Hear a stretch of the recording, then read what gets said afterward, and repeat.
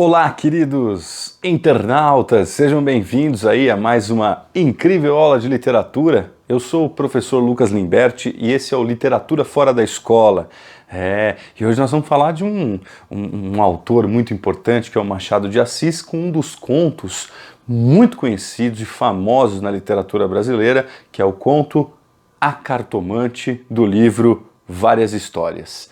É um livro bem bacana, um livro bem interessante que traz à tona as principais características desse que é o bruxo do Cosme Velho, um dos principais escritores da literatura brasileira, que é o Machado de Assis, né?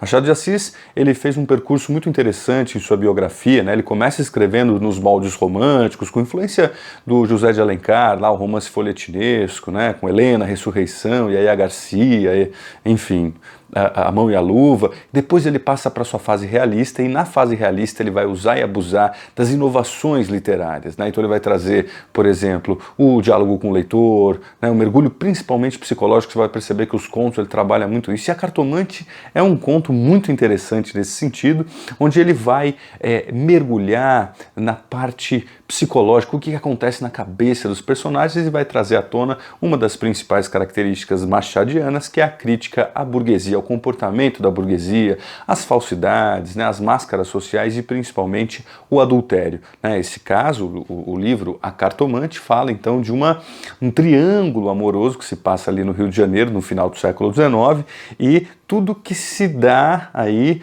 no pensamento, ou seja, o quanto de culpa, o quanto de disfarçatez que esses personagens vão trazer. Então a ironia machadiana está diretamente ligada a um narrador, aqui no caso do conto A Cartomante, em terceira pessoa, muito irônico, muito persuasivo e que vai nos levando para os caminhos que ele quer, né? Então esse é o nosso grande gênio, Machado de Assis. A Cartomante começa numa cena, a gente não entende muito bem o que está acontecendo. Poderíamos aproximar daquele famoso conceito do in media res, né, onde tem uma citação, né, que é uma citação famosa de Hamlet, né, de Shakespeare: existem mais coisas entre o céu e a terra do que acredita a nossa vã filosofia.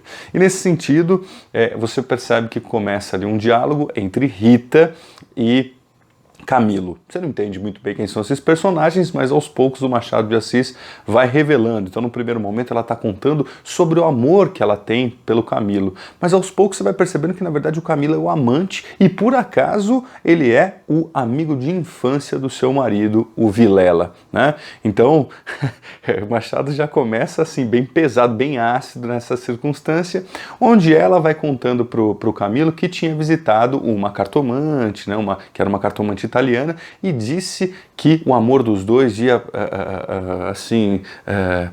seguir adiante, que ia dar muito certo e tal. É uma coisa até, enfim, estranha, né? A mulher visita uma cartomante para saber sobre o seu amor com o amante que é amigo do marido. Oh, meu Deus, né? E aí, enfim, o Camilo fala: não acredito nessas coisas. Na minha infância eu tinha ali as minhas crenças, né? As minhas valorações de ordem metafísica, mas hoje eu sou um cético, hoje eu não acredito nessas coisas não. Enfim, a questão é que com o passar do tempo, ele vai, e aí se aproximando cada vez mais da Rita, o Camilo vai se distanciando um pouco das visitas frequentes que fazia à casa do Vilela, né? O que aparentemente deixa ali uma sensação um pouco estranha. Num determinado momento da história, o Camilo começa a receber algumas cartas anônimas, né? Primeiro ele recebe uma carta e fica muito assustado com aquilo, né? Chamando-o de pérfido, né? De adúltero ali e tal. E recebe outras várias cartas e ele fica, claro, muito receoso em relação a quem sabia. Porque, na verdade, quem sabia de toda a história era a cartomante italiana, né? Bom, a história vai se desenvolvendo, tem alguns pontos importantes na comparação desses dois amigos, do Vilela e do Camilo, né? O Camilo era um funcionário público que, enfim, não seguiu muito a carreira que o seu pai tanto queria, que ele fosse médico e tal. Já o Vilela era um sujeito bem de vida, né? Um advogado e tal. Aliás, o Vilela, quando no falecimento de partes fundamentais da família do Camilo, cuidou de todo o enterro, ajudou, imagina. O cara ajuda, né, no velório dos familiares e tal, e ele tá lá ficando com a mulher dele. Enfim, né? Sem juízos de valor aqui. Certo dia, o Camilo recebe um bilhete do Vilela, né, para que ele fosse até a casa dele.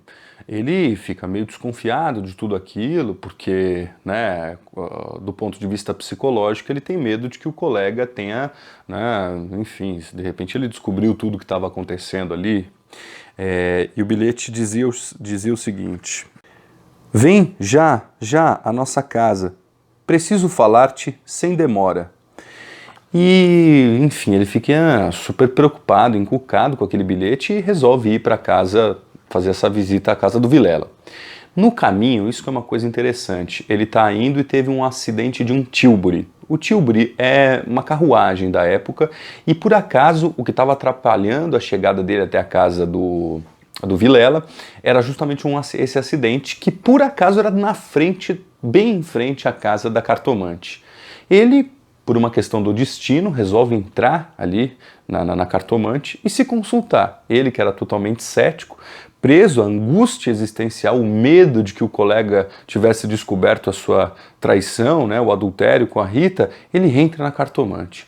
E ali é uma descrição interessante, porque é uma casa bem pobre, corredores escuros e tal, e ele chega até a cartomante, que o recebe muito bem e fala: olha, não, fique tranquilo, o romance de vocês vai prosperar, vai ficar tudo bem. O que para ele foi um banho de tranquilidade. Ele estava neurótico, né, preocupado, meu Deus, eu vou chegar na casa do Vilela e ele descobriu tudo, né, estava super receoso, inclusive ele pensou em ir armado, mas depois falou: não, estou exagerando e tal.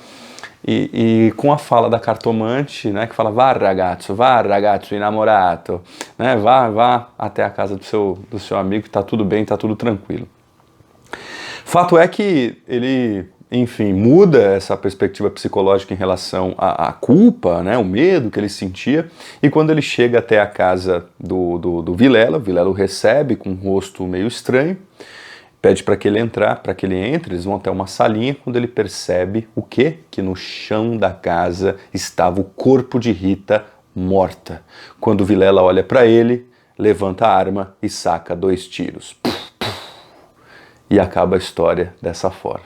Então Machado de Assis ele é intrigante, ele deixa a gente numa situação, né, em que o que será que aconteceu? Né? A ideia das histórias abertas, onde fica a cargo do leitor uma espécie de inferência sobre as questões narradas. Será que quem mandou aquela carta anônima para ele? Será que o Vilela já sabia? Será que por trás de tudo isso tinha a cartomante que interveio de alguma forma, né? Que, enfim, que contou pro Vilela? Então a gente não sabe exatamente o que aconteceu, né? Sabemos que o Vilela descobriu certamente e se vingou violentamente do seu amigo de infância e da sua esposa, mas como ele descobriu, a gente não sabe. Mas a magia de tudo isso é que o percurso psicológico da culpa das personagens vai mudando com a ação da cartomante. Então, a ação da cartomante seria uma ação que tranquilizaria o aspecto psicológico, mas no plano prático, ou seja, no mundo real, a gente não sabe exatamente o que aconteceu,